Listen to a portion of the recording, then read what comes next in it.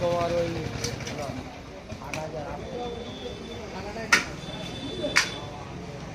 110 ঠিক আছে কেটে দাও মাছটাই কেটে নেওয়া হচ্ছে ওখান থেকে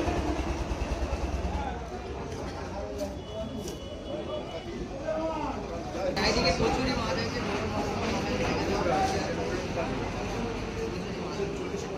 মাছটি নিচ্ছে আমাদের দেখাচ্ছে মাছটি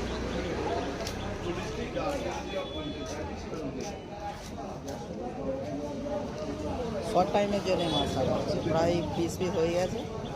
20 পিস হয়ে যাওয়ার পরে মাছটি এবার আমরা পেমেন্ট করবো ফোনপেতে পেমেন্ট যেমন চলো বাড়ি আসবো